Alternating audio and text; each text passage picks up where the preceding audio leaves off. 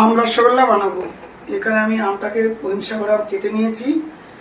এবারে এটাকে আমি মিক্সিতে ফ্রাই করে নেব। নিয়েছি ডবল টনের দুধ, দিয়ে ছানা কাটবো। প্রথমে আমটাকে ভালো করে শুকিয়ে নেব। জলটা নিয়ে নিয়েছি, শুকিয়ে নিয়েছি।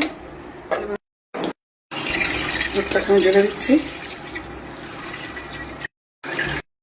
এটা মানে সর হতে দেবো না। এখানে আমি ভিনেগার নিয়েছি 5-6 চামচ।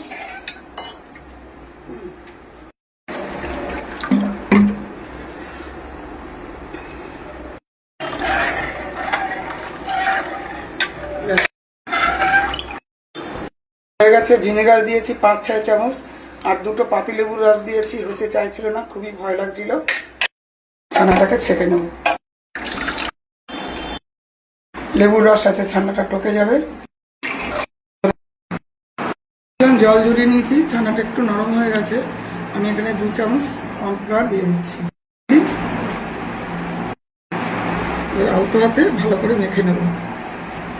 সেই জন্য এখানে 1 গ্লাস জল দিয়ে দিলাম। আখি গুড়।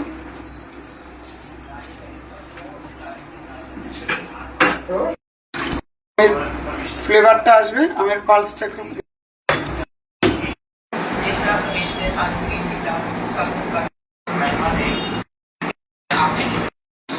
আমের পালসটা পুরোই দিয়ে এগুলো ঢেলে দিলাম।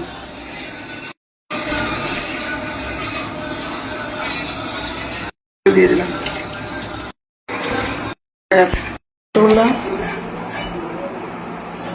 আমি যেভাবে করেছি আপনারা সেভাবে করবেন।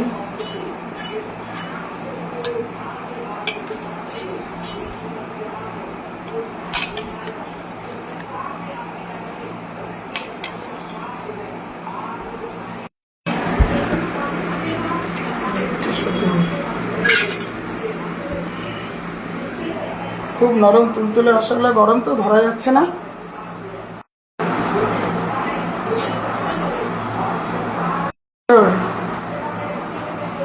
কয়েকটা চিটাপোটা কেশর দিয়ে দিলাম।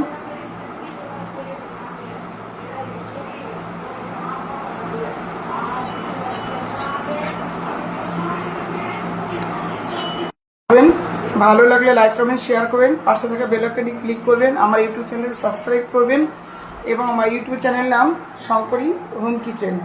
আমার ফেসবুকটাকেও ফলো করবেন। আপনারা সকলেই আমার পাশে থাকবেন, আপনারাও ভালো থাকবেন।